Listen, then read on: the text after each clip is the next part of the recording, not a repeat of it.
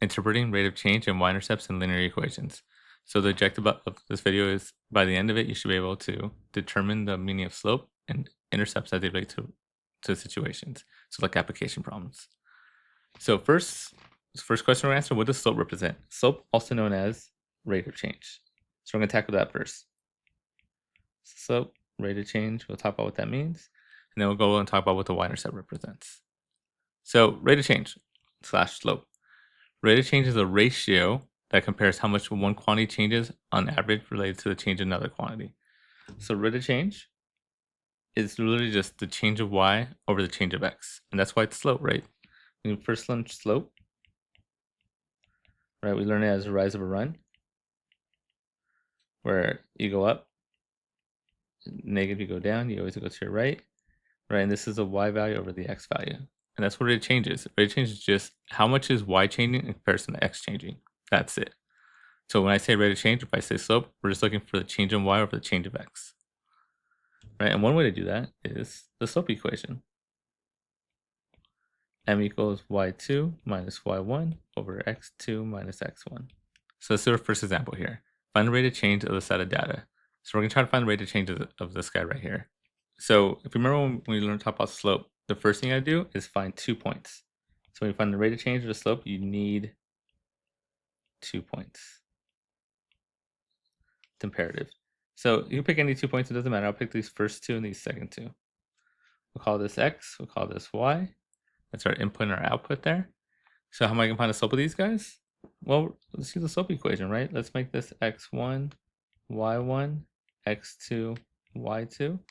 So our slope, hence rate of change, is going to be y2 minus y1 over x2 minus x1. In this case, that would be 24 minus 12 over 4 minus 2, which would get me 12 over 2.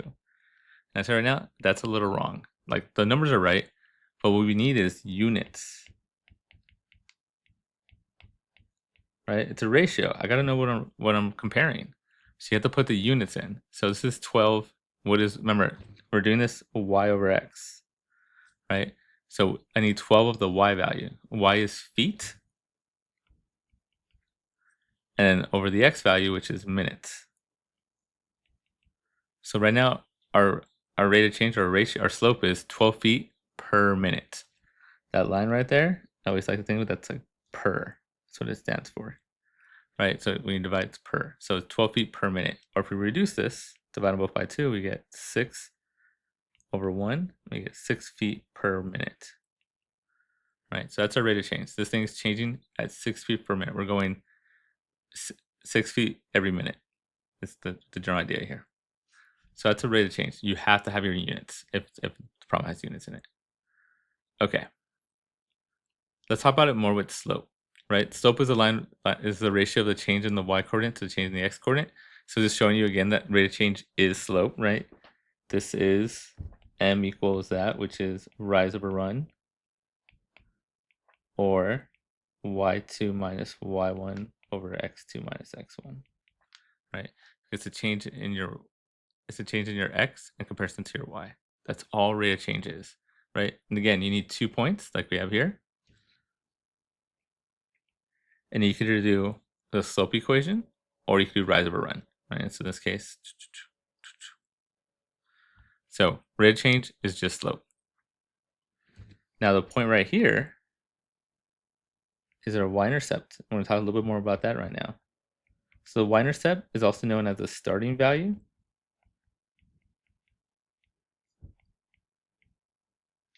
Or you can think about it as the y value when x is 0. So it's the starting value of the thing you're talking about, or it's the y value when x is 0. Think about it either way. Sometimes this is a little easier to think about. Sometimes that makes a little more sense. So this is really helpful when we have slope-intercept form. If you remember slope-intercept form, right? Y equals mx plus b. M is the slope, also known as the rate of change. And b is the y-intercept, also known as your initial value. So when you're in this form, it's really easy to figure out what the rate of change is. As the rate of change is just the coefficient of x, right? The number for x, your m here. Don't forget the units. and your initial value, your y-intercept, is the b value here. So that's gonna be your starting value. So when we're doing application problems, this is gonna be our starting value, initial value, and n will be our rate. So let's look at a couple examples for that. So example 1, it costs $32 per day to rent a medium-sized car plus 25 cents for each mile driven over 150 miles. The equation that represents this situation is y equals 0.2x plus 32, where y represents the total cost of renting a car and x represents the number of miles driven over 150. So let's put this in, this is our equation, but equally important is understanding what x and y are. So they usually tell you, like in this case, y represents the total cost. So that's what y represents, and x represents the number of miles. So y is cost, and x is miles. And why that's important is right here, right? Interpret the meaning of the slope. So I know what the slope is, 0.25x, right? 25 cents. So my slope is 0.25. It is slope or rate of change, so you want to make it a fraction, so I'll put over 1, right? And this doesn't tell me what's going on, though. So remember, the way you make it tell what's going on is include the units. Remember, slope is y over x. So this is 25. This is a cost over miles. So what does this mean in words? We're doing 0.25. It costs, or 25 cents per, right? Remember, this line always means per 1 mile. So it's going to cost us 25 cents per mile after the first 150. But that's what our slope is telling you. It's like, oh, it's going to cost us 25 cents per mile to go. Interpret the meaning of the y-intercept. So remember, the y-intercept is always a starting value. So you can think about it two ways, right? So this is either the initial cost, which is $32, right? It costs $32 just to rent the car. After that, you're going to pay 25 cents per mile, but just to rent the car, it's $32. So that's supposed to be $32. Or you can think about it as, if I go 0 miles, right? My x is miles. If I go 0 miles, it costs me $32 to rent the car. So it's tomato, it's the same thing. So your initial cost is $32, or it costs $32 to drive 0 miles. How much would it cost to drive 20 miles? And honestly, it should change this. It should be 20 miles over the 150. After our initial rate, we get 150 miles free after that. So how much would it cost to drive 20 miles over the 150? So the key thing here is understand the units. What's miles? Is it y or x? Right? This is why it's very helpful to understand what the units are doing, which variable corresponds to which units. So in this case, we're talking about miles. So miles is x. So all we have to do is substitute in 20 miles for x there. We're talking about miles over 150. So to figure out this answer, we're just going to go y equals 0.25. And then instead of the x there, we're going to plug in our 20 miles plus $32. 20 times 0.25 is 4. So we're going to get $36. It'll cost $36 to drive. Now again, it's 20 miles over, you get the 150 free, so to drive 170 miles. So that's the idea. So again, slope, key thing about slope is your units, right? It's the y over the x, y per x is the general idea. And then your y-intercept is the initial value. So let's look at a few more, then we can stop here. What is the slope of, so this is just a graph, right? What does the slope represent in this situation? So again, slope is the change in y over the change of x, right? I was like thinking about delta y per delta x, right? What's really going on there. So what is our y in this case? We're talking about cost of mailing a package. What is y? Y is the cost in dollars. So this is cost per, what's our x? Our weight, which is ounces. So cost per ounce. You could say dollars per ounce also, if you want to do it that way. So that's where slope is talking about. We're talking about the cost per ounce. So it costs more, as you see it's going up. So it's going to cost more as our weight gets higher. Now, if you actually want to find the slope, remember the way you find the slope? If you want to find it, you need 2 points.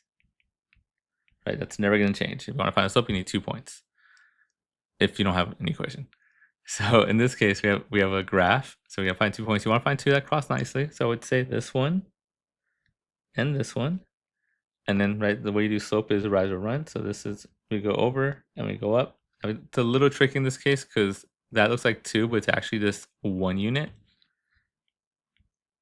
And then this looks like 1, but if you look at the side here, they're counting by 25s. 0.25, 0.50, 0.75. So this is like 0.25. So our slope would be 0.25 over 1. Right, we went up 0.25, we went right 1. But don't forget the units. 25 is cost, or we'll put dollars over ounce. So it's going to cost us about 25 cents, $0.25 per 1 ounce. That's what the slope is saying. So for every ounce, it's going to cost us an extra 25 cents. That's what's going on there. What does the y value represent? So our y value is right here. I'm probably going to estimate it to be like, let's say 0.30. Which is, remember, y value is always the initial cost. So the initial cost of, if you just want to mail a package, it's going to cost 30 cents. So this is always the initial cost. So the cost is to like mail a package. Or you could say the cost to mail a package that weighs, what, 1 ounce? Or that's not what I'm saying, 0 ounces. 0 ounces. Right? It's when x is 0. X's are ounces, so it's the cost to send a package that weighs nothing would be around 30 cents. Okay, another post office example. This one, what if it's a table, right? They have the equation on paper. We're not going to look at it. We're just going to look at the table here. How do I read all this stuff from a table? So state the initial value, right? The initial value is a y-intercept. We know the y-intercept is when x equals 0. So our initial value is going to be when x equals 0, which here's our x. So it's this guy. So 33 cents will be our initial value, which matches up. And my guess was pretty close. This is our initial value. Our slope, our rate of change, which is our slope, right? If you have a table, same thing we did earlier. Find 2 points. Then do the formula. y2 minus y1 over x2 minus x1. Right, so we find 2 points. We'll use this one. This will be our x1 and our y1. And then we could use this one. x2, y2. It doesn't, if it's a linear line, it does not matter which 2 you use. So we're going to do 0.55 minus 0.33 over 1 minus 0. And we will get 0.22 over 1. Right, 22 cents over 1. And again, don't forget your units. This would be y is cost over ounces.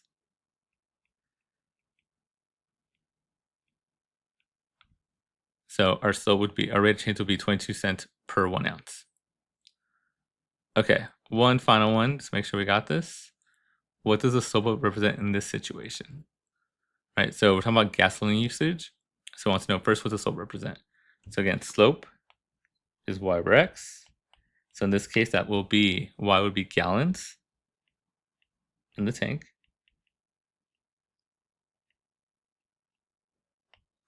Over our x value, which is miles.